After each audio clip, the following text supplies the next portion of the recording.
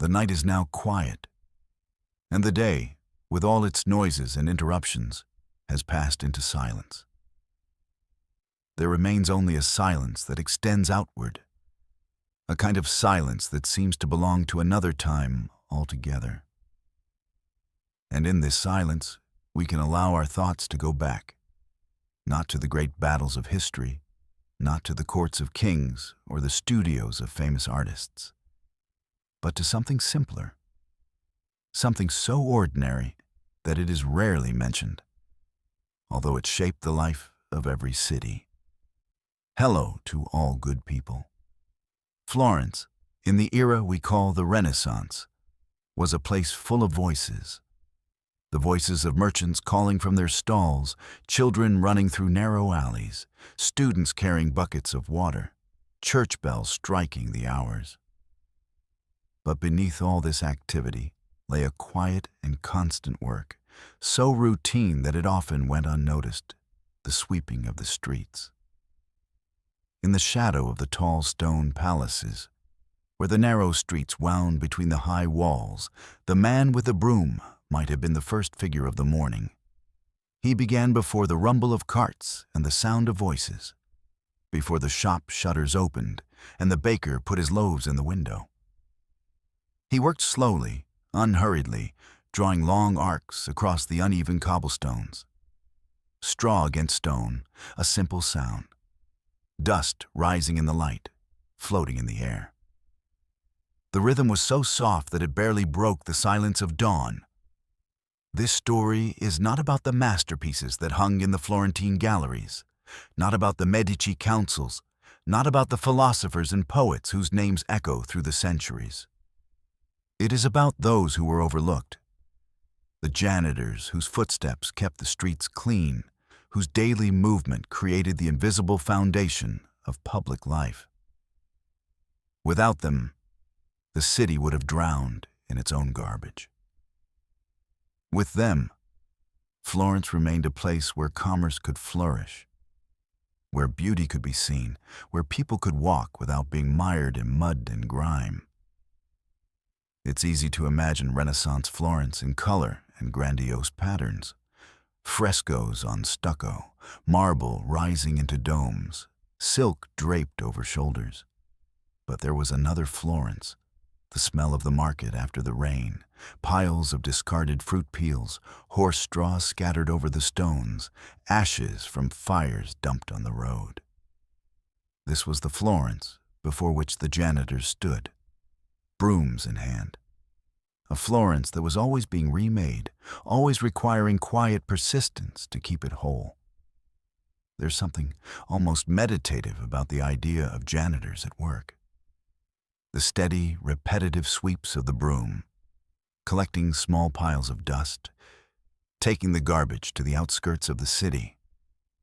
It is a rhythm that echoes the turn of time itself, daily, inevitable, and mostly imperceptible. Each gesture fades into the next.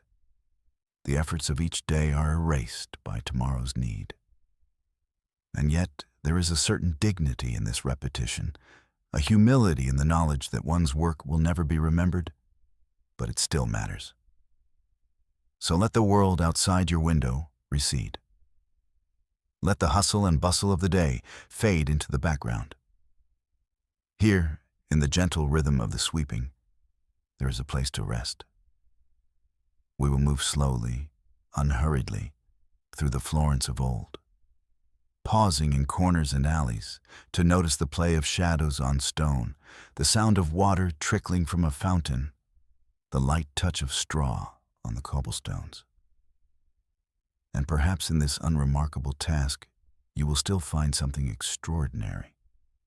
A reminder that history is made not only by those whose names fill the books, but also by those who kept the earth clean under their feet.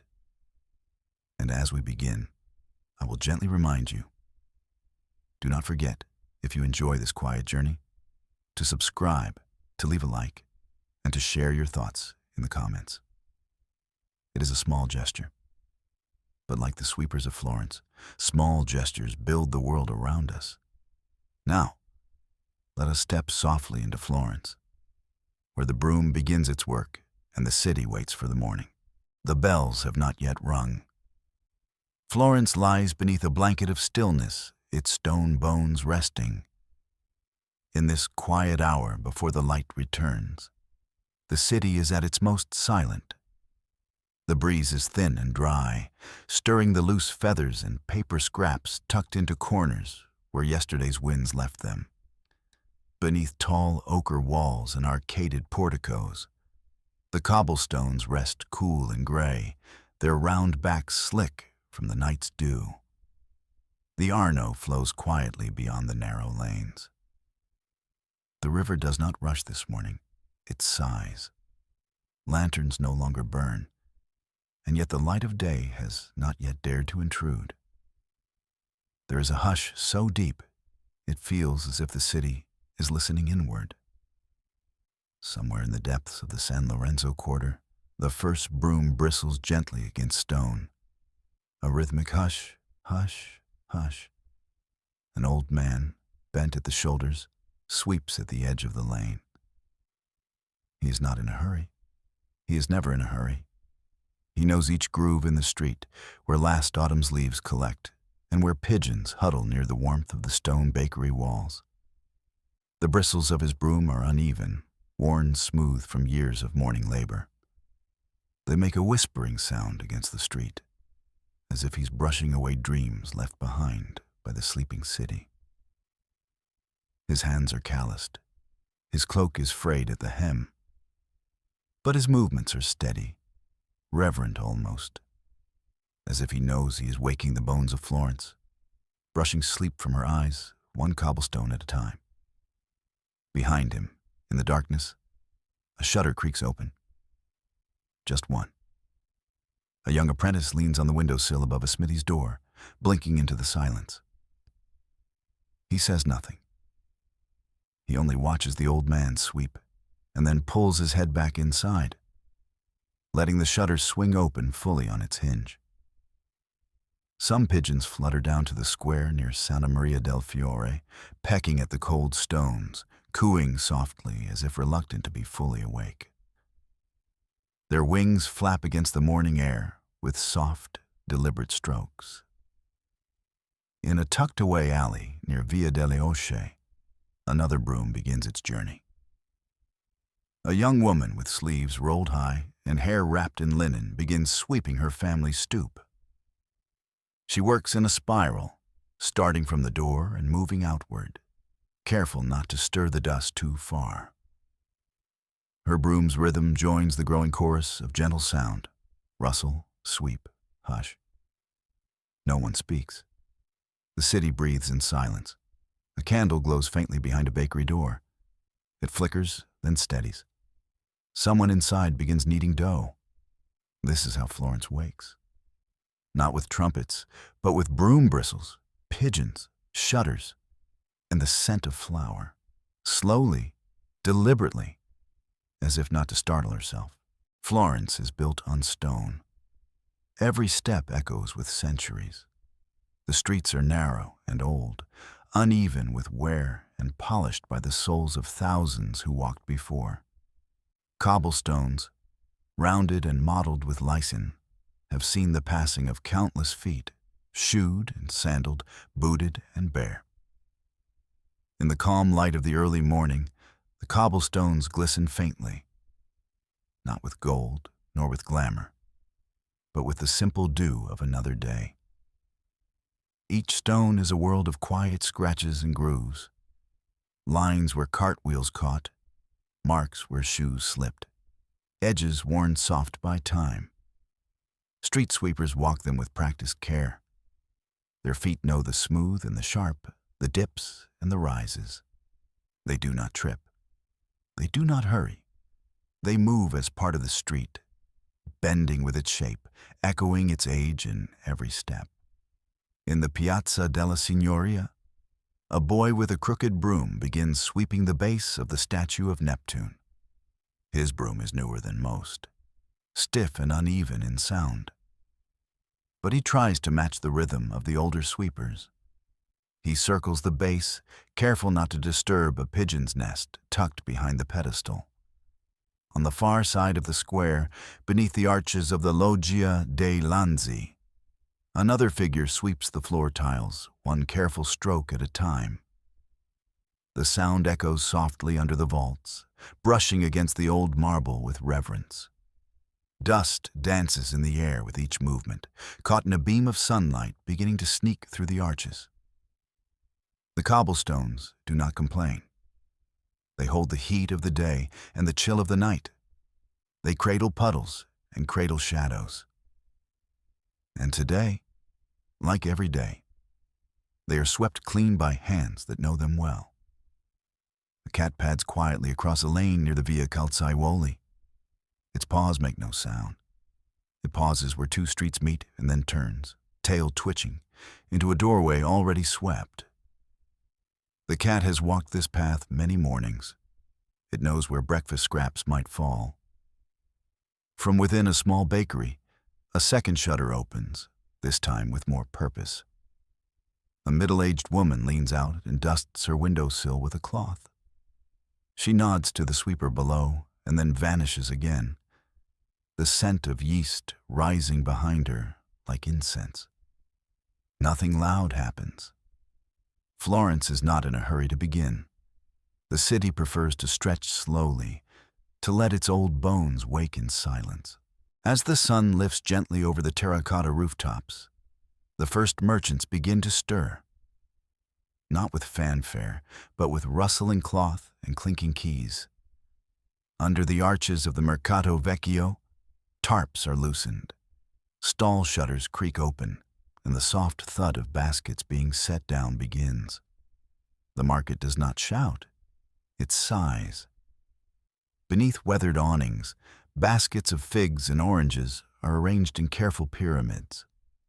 Dried herbs are bundled together with twine and hung on iron hooks. A cart rolls across the stones with a slow, dragging squeak. Its wheels leave wet trails from the river mist clinging to the spokes.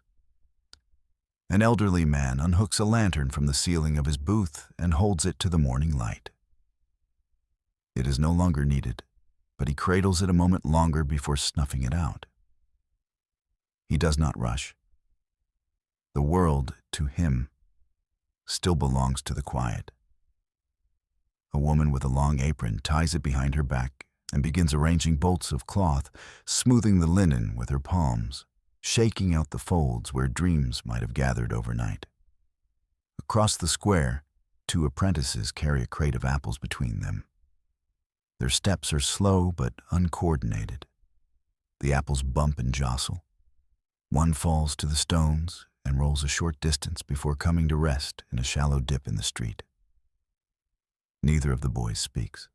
They simply pause, retrieve it, and continue on. A dog lies curled near the fishmonger's door. Its ear twitches at every step, but it does not rise. It has learned that morning brings little urgency. Only the slow opening of shops, the hum of low voices, and the occasional scent of salted cod. Above the market, birds perch on tiled roofs, shifting weight from claw to claw. Their calls are quiet, as if even they respect the sleepy rhythm of morning trade. Florence's merchants do not race to open. They arrive with the sun, unlocking one hinge at a time, greeting the day as if it were a familiar customer. The market does not shout. It listens. And in its listening, it prepares for the day ahead. In the twisting alleys off Via dei Tornabuoni, small workshops begin to show signs of life. Not with noise, but with motion. The subtle lifting of a shutter, the turning of a key, the creak of a door. Each sign of life is gentle, deliberate. Young apprentices step onto the street, rubbing sleep from their eyes. Their hands are ink-stained or smudged with charcoal from yesterday's lessons. They move with a half-awareness of those still dreaming, blinking against the rising sun.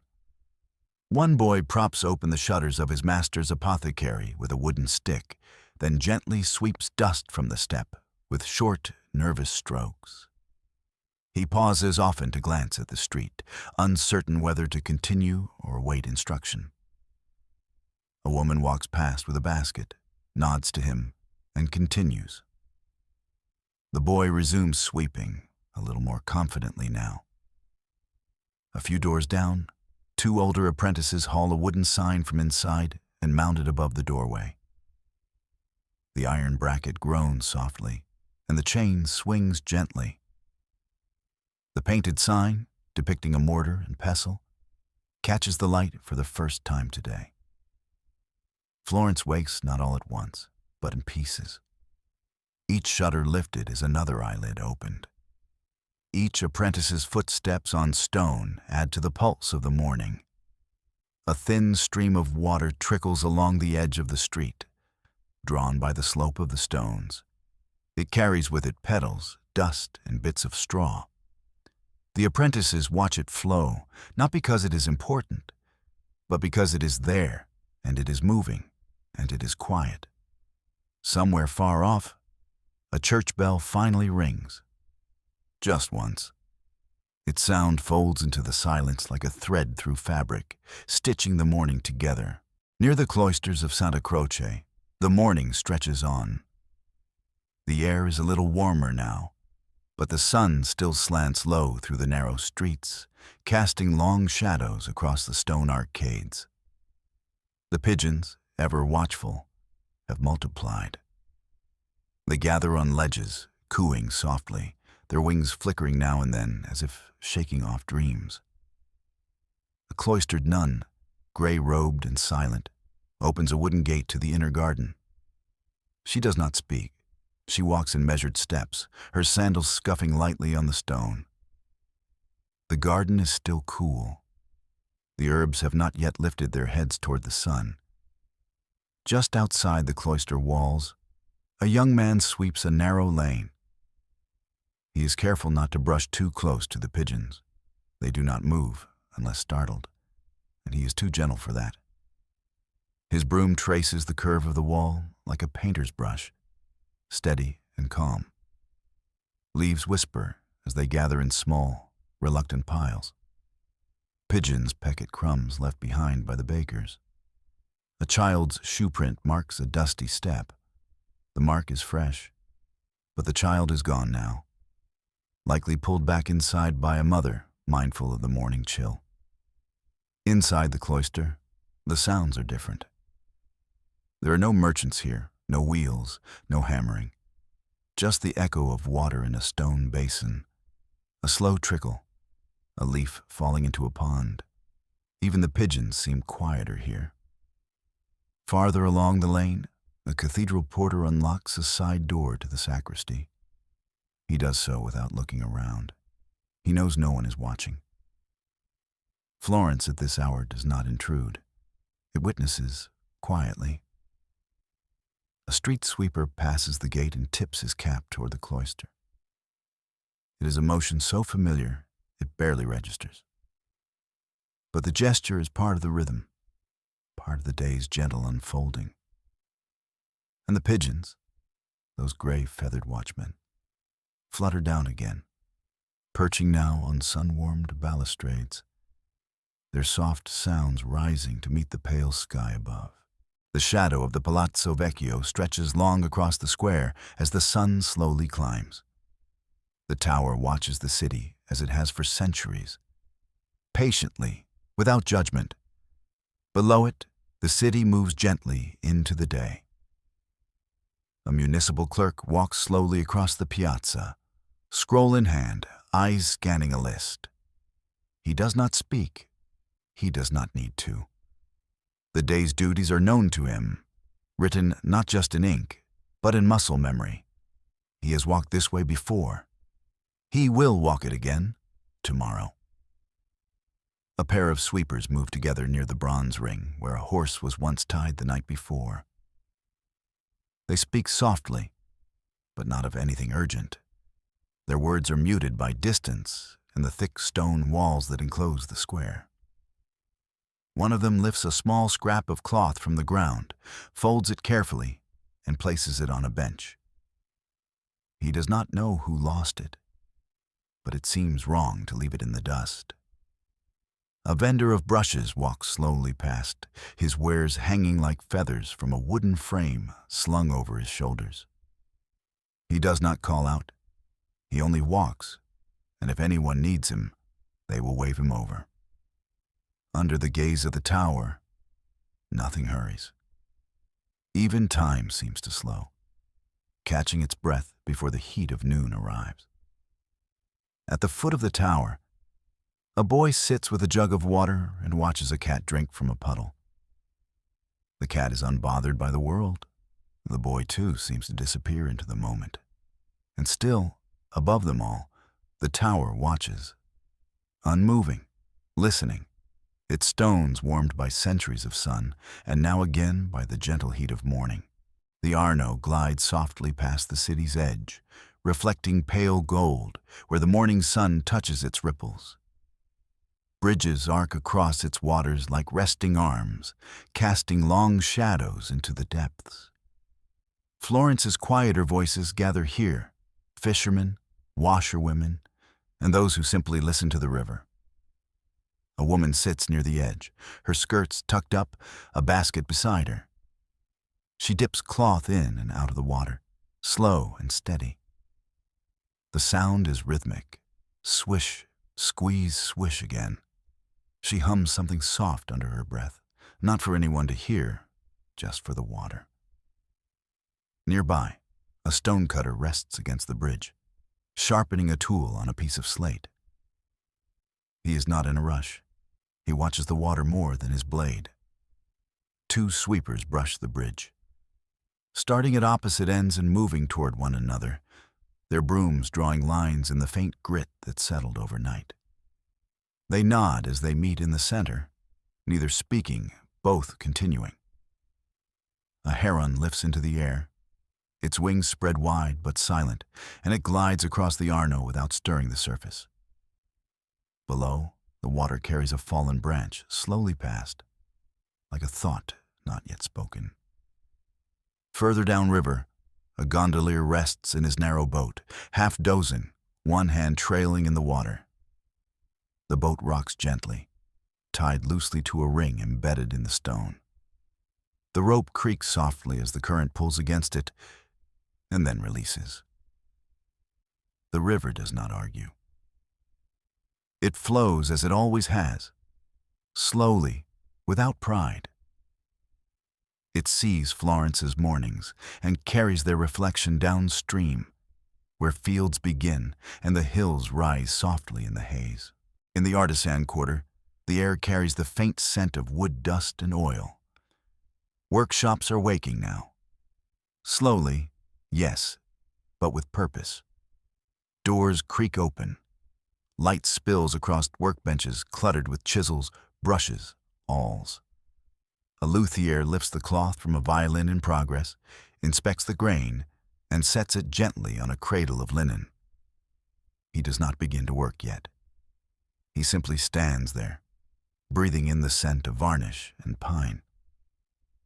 A cobbler, across the way, trims the leather of a shoe sole.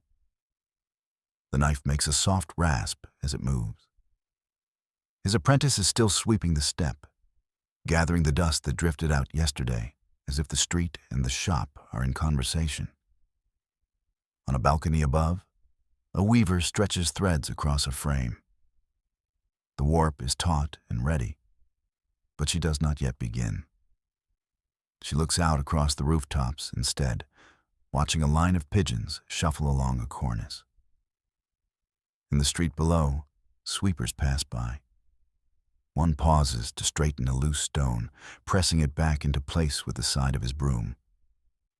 He has done this before. The stone will come loose again, but not today. A chisel taps softly in the distance. Somewhere, a fire is being stoked. The hiss of water meeting hot iron floats up for a moment, then fades. Florence does not rush its craft. Each tool waits to be lifted. Each bench bears the marks of long patience. And in this hour, between waking and working, there is a hush like reverence. a breath drawn before the first true motion of the day. In a quiet courtyard just off the Via Ghibellina, a studio stands with high arched windows and paint-splattered shutters. Inside, the air is still, heavy with the scent of linseed oil, charcoal, and aged plaster. A painter stands before a canvas, not yet working. His hand hovers above his palette, but the brush remains dry. The light here is slow. It enters through tall windows like a whisper, touching the corners of the room where sketches lie curled and forgotten. Dust floats visibly, hanging in columns of sun like golden lace. On a stool near the door, a boy sweeps the edges of the floor. He is young, perhaps too young to apprentice fully, but old enough to learn silence. He watches the painter without interrupting. His broom glides softly over old footprints and bits of chalk, and the sound seems to soothe the walls. The painter sighs, not from frustration, but as one does before beginning something long. He picks up a brush at last and dips it gently, like placing a toe in cool water. Outside, a neighbor lowers a basket from a window by rope. Inside, a wrapped parcel of bread and cheese waits. The exchange is wordless, conducted with gestures and patience. The basket sways gently in the breeze as it's pulled up again. Pigeons peck at the stone below, unbothered by the slow rhythm of life. From a distance, a lute can be heard, faint and uncertain, like someone practicing scales through an open window. In the alley behind the studio, a street sweeper passes. His broom makes a hollow swish against the curved stone walls. He does not look up at the sound of the lute. He has heard it many times. Florence, in this hour, is all echoes and softness. Brush against canvas, broom against stone, and the slow, careful layering of color onto morning. By mid-morning, the kitchens of Florence begin to hum, not loudly, not in haste, but with the comfort of repetition. Courtyard fires are lit. Clay ovens glow. Wooden spoons tap the sides of copper pots. A woman in a flour-dusted apron stirs a pot near a courtyard wall. Her sleeves are rolled high, and her movements are patient. She adds herbs, not by measure, but by memory. Nearby, her daughter sweeps the flagstones with a small hand broom, careful not to disturb the chickens pecking near the door. The scent of broth, garlic, and baking bread begins to drift through the stone archways, carried on threads of wind that wind through the piazzas and corridors like wandering cats. At the butcher's shop, a boy splashes water over the steps, brushing away the sawdust and shooing flies with a cloth. He hums as he works, and though his tune is faint, it repeats with soothing regularity. In a bakery tucked between tall homes, the second batch of loaves is being pulled from the oven. Steam escapes in warm puffs. A cat sits at the threshold, eyes half closed, basking in the scent of heat and grain. Even the kitchens sound different here.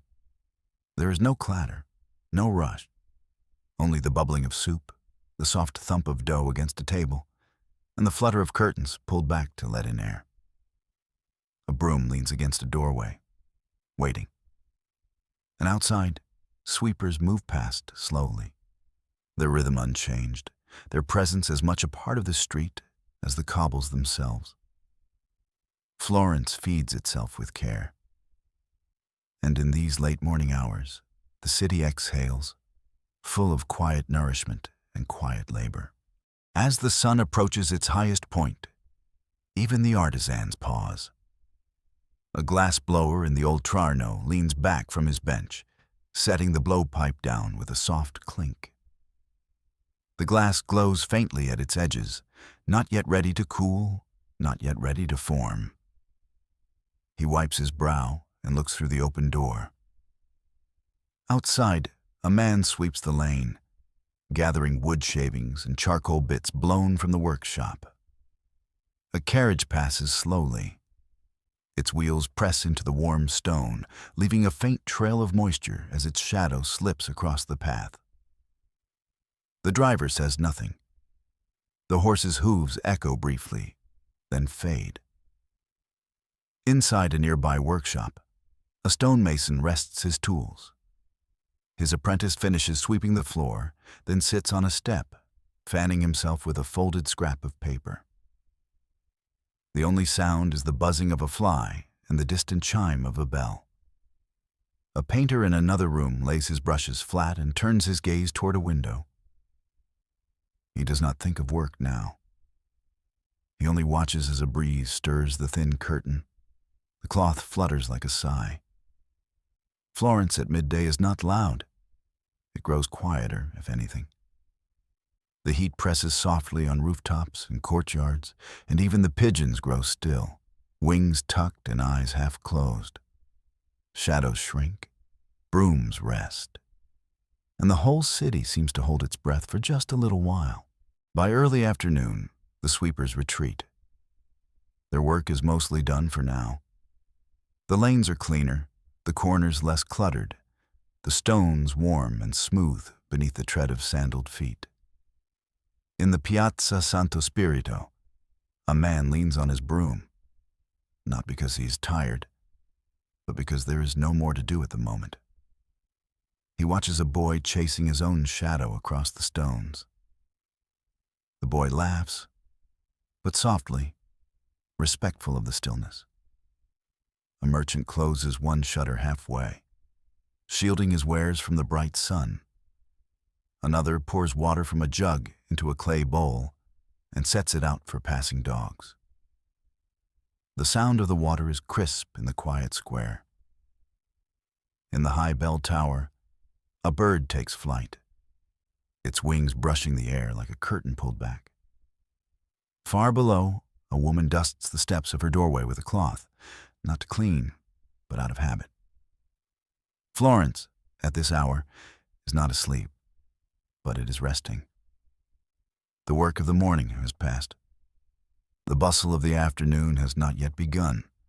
The brooms are set aside, the dust has settled, and the city, old and unhurried, wraps itself in its stillness once more.